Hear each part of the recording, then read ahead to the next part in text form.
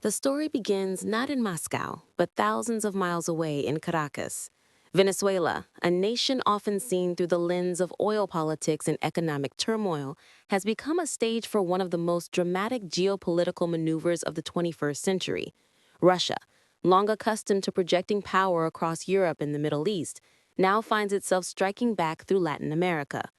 The instrument of this projection is the Sukhoi Su-30 Mk2, a twin-engine fighter jet that embodies both technological sophistication and symbolic defiance. When Venezuelan Sukhoi Su-30 Mk2s drop FAB bombs in exercises and demonstrations, the message is unmistakable. Moscow's influence is alive and well in the Western Hemisphere. To understand this moment, we must trace the threads of history, technology, and politics that converge in the skies above Venezuela. The Sukhoi Su-30 Mk2 is not just another aircraft. It is a derivative of the Sukhoi Thani family, designed for multi-role missions, capable of air superiority, ground attack, and maritime strike. With its powerful AL-31F engines, thrust vectoring capability, and advanced avionics, the jet represents a formidable platform. For Venezuela, acquiring these aircraft was not merely a military decision. It was a declaration of independence from Western defense markets. In the early 2000s, as relations with the United States deteriorated, Caracas turned to Moscow for hardware that could guarantee sovereignty. Russia responded eagerly. The sale of Sukhoi 30 Mk2s to Venezuela was more than a transaction. It was a geopolitical handshake. By equipping Venezuela with advanced fighters, Russia secured a foothold in Latin America, a region traditionally dominated by U.S. influence. The FAB bombs, general-purpose free-fall munitions, may appear simple compared to precision-guided weapons, but their use carries symbolic weight. Dropping FABs in exercises signals readiness, deterrence, and a willingness to showcase raw destructive capability. Observers often ask, why Venezuela? The answer lies in geography and politics. Venezuela sits at the northern edge of South America, with access to the Caribbean Sea and proximity to strategic maritime routes. Its alliance with Russia creates a counterbalance to U.S. partnerships in Colombia and Brazil. For Moscow, supporting Venezuela is a way to remind Washington that influence is not a one-way street. Just as NATO expands eastward, Russia can project westward. The echoes of the Cold War are unmistakable. In the 1960s, Cuba became the flashpoint of superpower rivalry, hosting Soviet missiles that nearly triggered nuclear war. Today, Venezuela plays a subtler role, but the symbolism is similar. By flying Russian-made jets and dropping Russian-made bombs, Caracas signals alignment with Moscow's worldview. The message resonates far beyond Latin America. It is heard in Washington, Brussels, and Beijing. Technically, the Sukhoi 30 Mk2 is a marvel. Its radar system allows tracking of multiple targets, while its weapon suite includes air-to-air missiles, anti-ship missiles, and unguided bombs. The FAB series, ranging from 100 kilograms to 500 kilograms, is designed for versatility. In training exercises, Venezuelan pilots demonstrate proficiency in delivering these bombs against simulated targets, showcasing both skill and intent. The roar of the engines, the release of the bomb, and the explosion on the ground create a spectacle that is as much psychological as tactical. For Russia, every detonation is a reminder that its defense industry thrives despite sanctions and geopolitical isolation. The Sukhoi 30 Mk2s in Venezuela are proof that Moscow can export influence through hardware, training, and doctrine. Russian advisors, technicians, and military trainers often accompany such deals, embedding themselves in the host nation's defense ecosystem. This creates long-term dependency and strategic alignment. The geopolitical implications are vast. Latin America has historically been considered the United States' sphere of influence, codified in doctrines like the Monroe Doctrine. Yet, the presence of Russian jets challenges this assumption.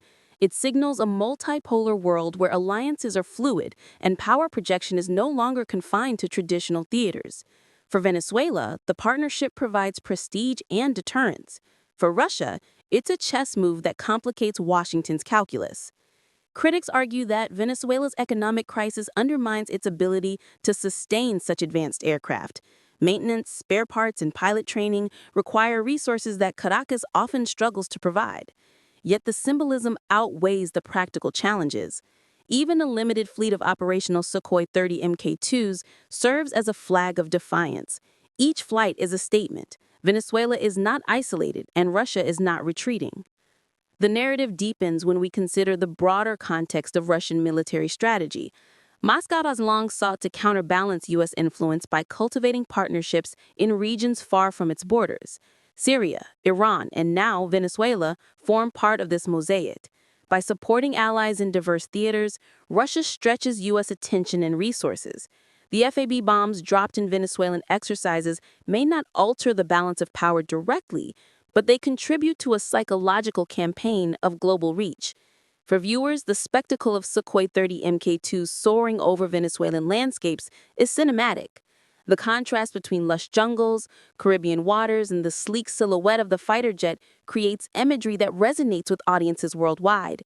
It is a reminder that geopolitics is not confined to conference rooms and treaties. It is enacted in the skies, on runways, and in the thunder of engines. The story of Russia striking back through Venezuela is also a story of resilience. Despite sanctions, economic pressures, and diplomatic isolation, Moscow continues to find avenues for influence. The Sukhoi 30 Mk2s are ambassadors of this resilience, flying symbols of defiance. For Venezuela, they are shields against perceived threats, tools of deterrence, and emblems of sovereignty. As the documentary unfolds, we explore the human dimension.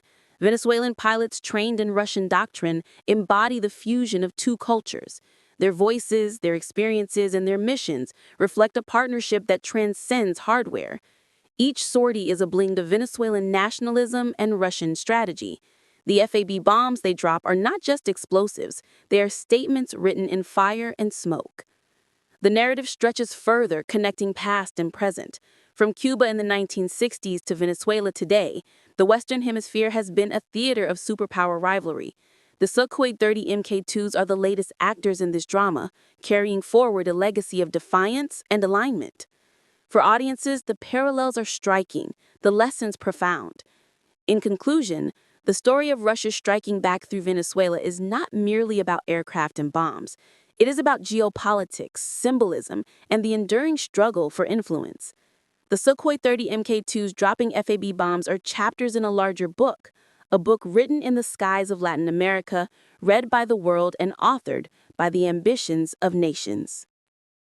In the skies above Venezuela, a new signal pulses across the geopolitical radar. It's not just the roar of jet engines or the thunder of bombs. It's the echo of Moscow's reach, reverberating through Latin America. The aircraft in question, the Sukhoi Su 30 Mk2. The mission? Deterrence, defiance, and demonstration. And the message? Russia strikes back. This isn't fiction. It's a calculated maneuver in a global chessboard where air power speaks louder than diplomacy. Venezuela, long isolated by Western sanctions and economic collapse, has become a launchpad for Russian influence. And the Sukhoi Su 30 Mk2, a twin-engine multi-role fighter, is the spearhead of that projection. Equipped with advanced radar, thrust vectoring engines, and a weapons suite that includes air-to-air missiles, anti-ship missiles, and unguided FAB bombs, the Sukhoi Su 30 Mk2 is no mere showpiece. It's a combat-ready platform capable of asserting dominance in both air and ground operations. When Venezuelan pilots drop FAB bombs in training exercises, it's not just about military readiness. It's about sending a message to Washington, Bogota,